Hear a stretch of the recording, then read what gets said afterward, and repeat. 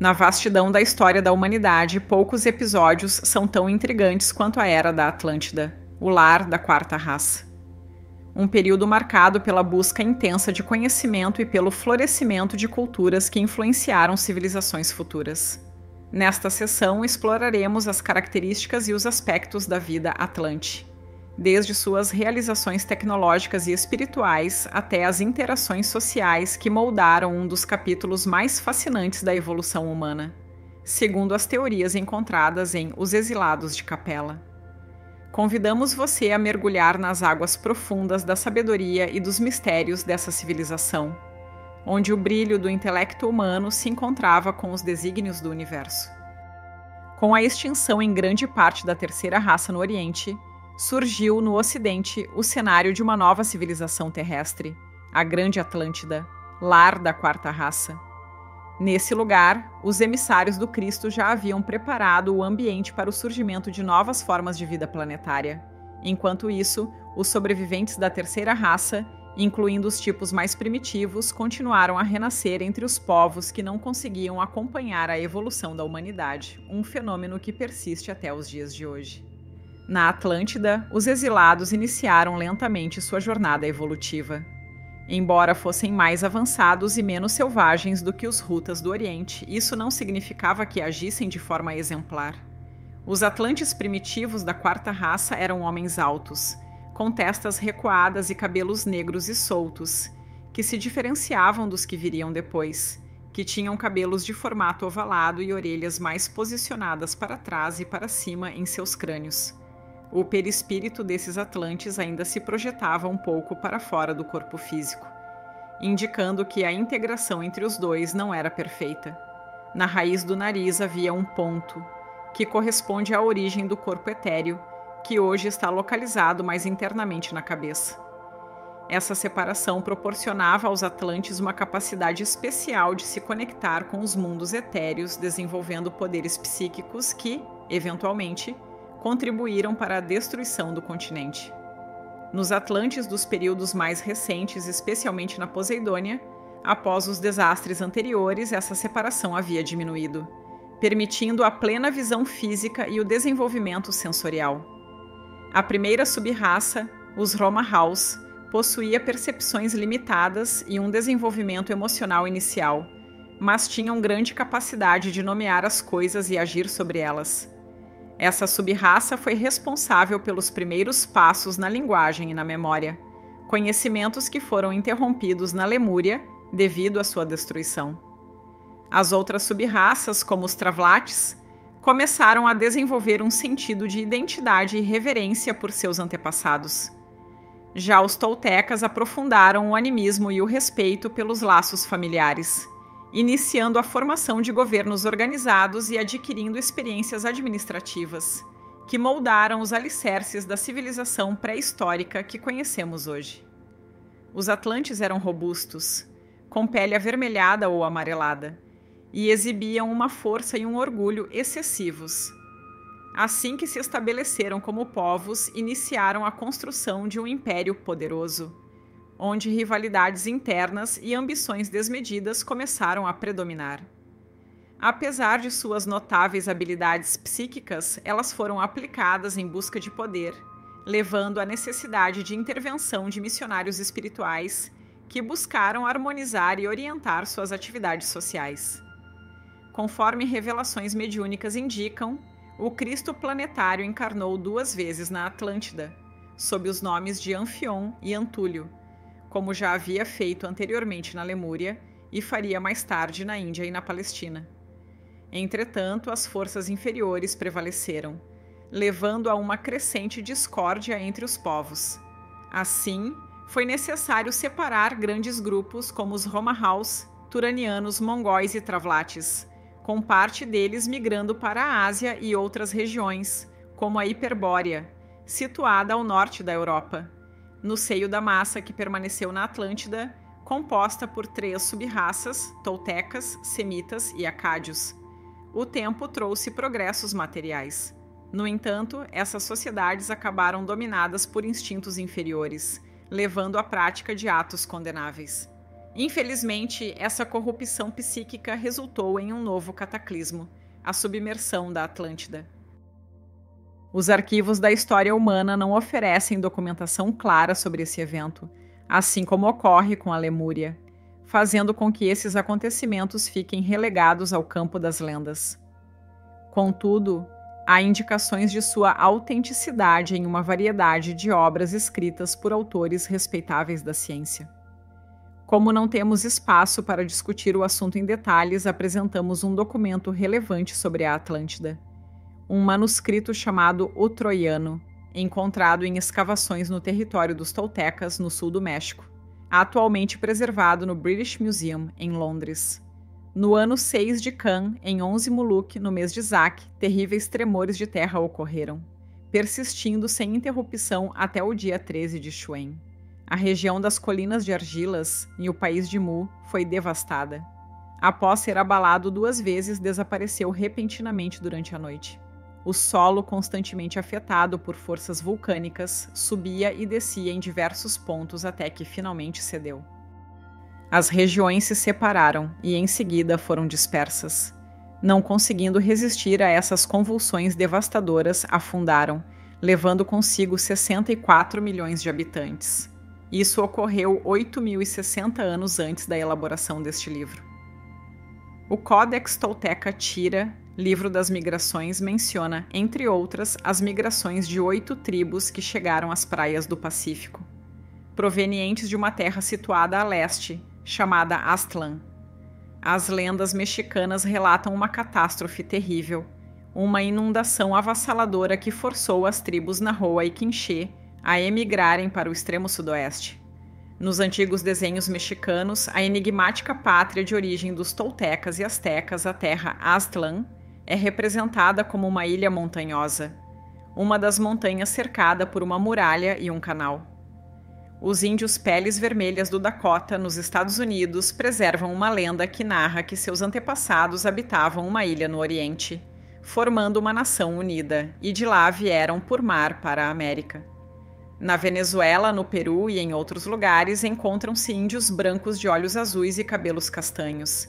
E os Warsan, da tribo Arovac, afirmam que seus ancestrais viviam em um paraíso terrestre no Oriente.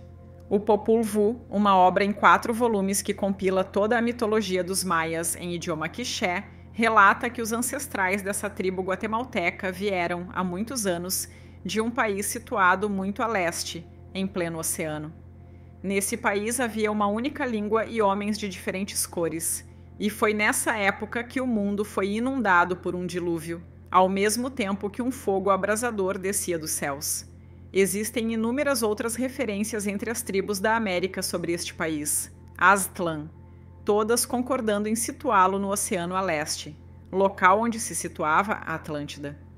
Essa narrativa do manuscrito troiano é corroborada pelas tradições maias, povos sobreviventes desse fenômeno, que se referem a 2 cataclismos, um ocorrido em 8.452 a.C. e outro em 4.292 a.C. Essas tradições, como se observa, noticiam 2 afundamentos parciais, ao invés de um único e geral.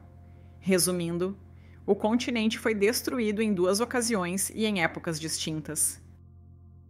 Conclui-se que, primeiramente, afundou a Grande Atlântida, o continente primitivo, acontecimento descrito no Troiano, e 4.160 anos depois, submergiu uma parte que restou desse grande continente, conhecida na antiguidade como Pequena Atlântida Poseidonis, uma região que se estendia de uma ampla ilha da costa norte da África até a altura do atual Mar de Sargassos, no sentido leste-oeste.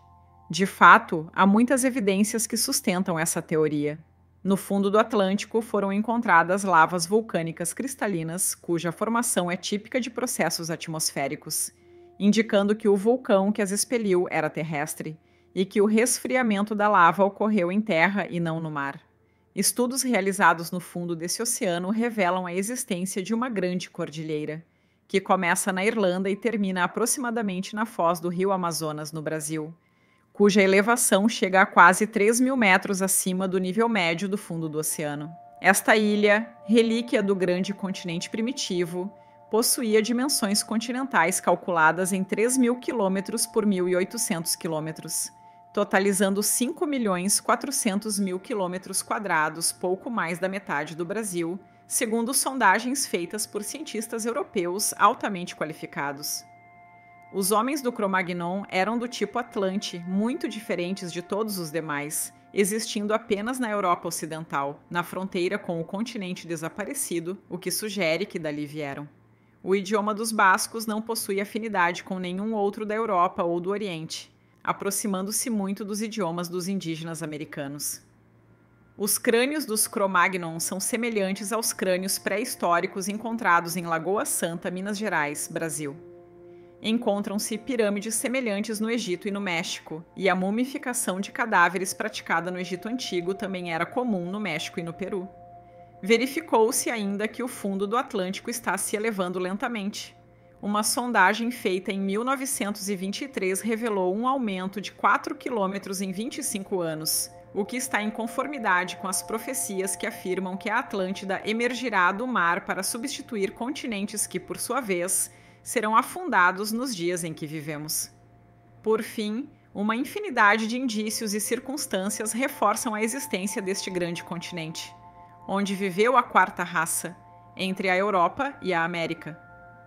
Embora as datas apresentadas não possam ser confirmadas historicamente, segundo a tradição espiritual, entre o afundamento da Lemúria e da Grande Atlântida, houve um intervalo de 700.000 anos.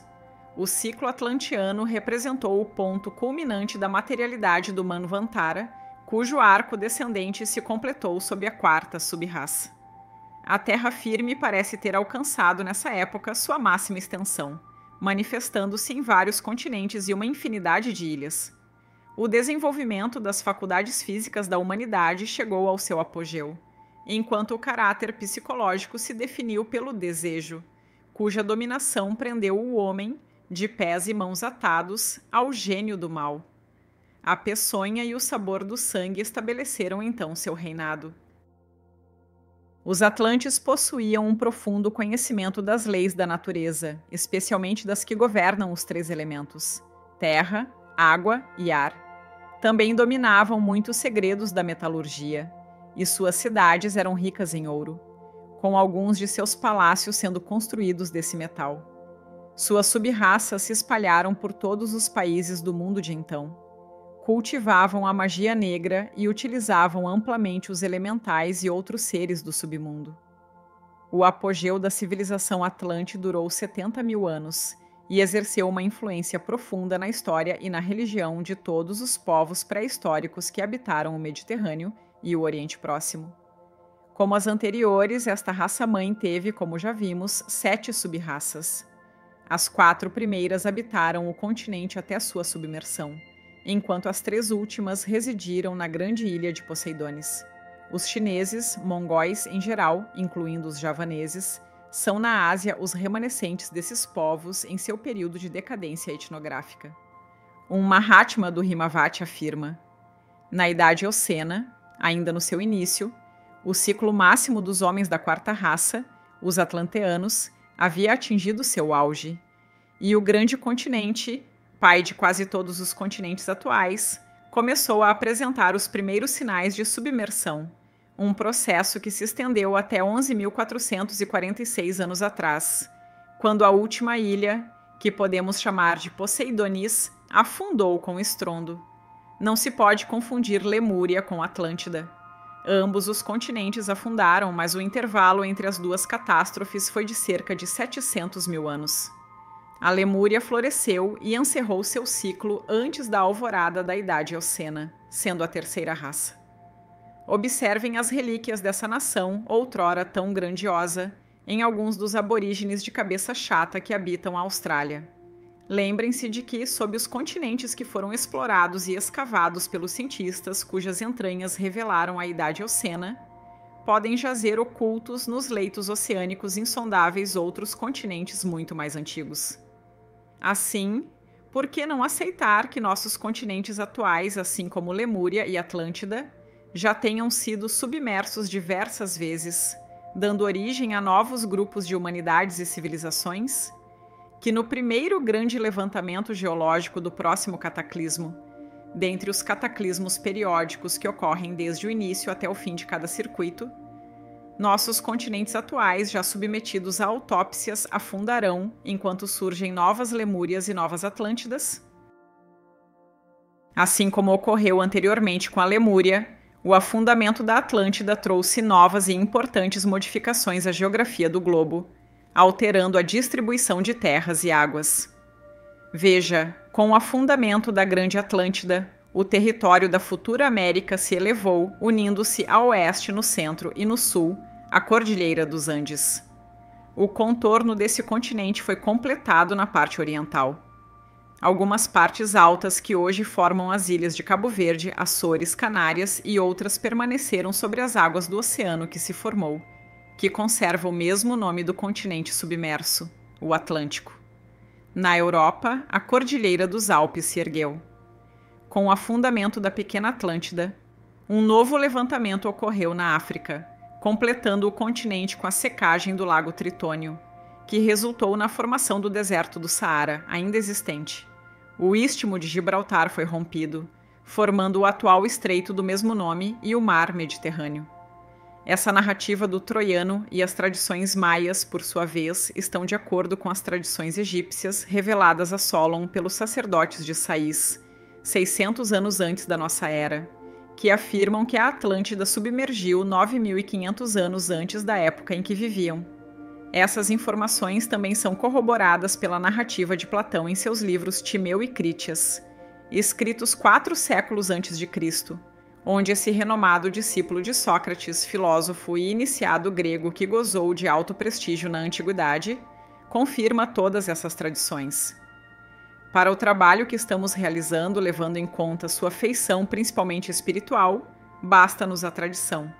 Por fim, em relação aos habitantes sobreviventes desses 2 cataclismos, parte se refugiou na América Elevada, formando os povos astecas, maias, incas e os peles vermelhas que ainda existem hoje. Outra parte alcançou as costas norte-africanas, trazendo um novo aporte de progresso aos povos ali existentes, principalmente aos egípcios. E uma última parte, a de maior importância para a evolução espiritual do planeta, se estabeleceu nas costas do continente hiperbóreo, a leste, onde já existiam colônias da mesma raça que haviam emigrado anteriormente, como já mencionamos, e cujo destino será relatado a seguir. Assim, com esses acontecimentos terríveis e dolorosos, extinguiu-se a 4ª raça, abrindo espaço para as atividades daquela que a sucedeu, a qual, entre todas as demais, foi a mais importante e decisiva para a incipiente civilização do mundo. Com o desmoronamento da Atlântida, a 4ª raça deixou um legado duradouro que ecoa através dos tempos. Embora a grande civilização tenha se perdido sob as ondas, seus ensinamentos e descobertas permanecem como faróis de luz para aqueles que buscam compreender a natureza do ser humano e sua conexão com o cosmos. A história da Atlântida não é apenas um relato de glória e queda, mas também uma reflexão sobre as lições que podemos aprender com o passado. Assim, ao nos despedirmos dessa era mítica, somos chamados a refletir sobre a continuidade do conhecimento e da espiritualidade, que nos guiarão na construção de um futuro mais iluminado e harmonioso. Aproveite e junte-se à família Multiverso hoje mesmo. Se ainda não é inscrito, inscreva-se. E faça parte você também do nosso clube de membros. Te vejo na próxima aventura.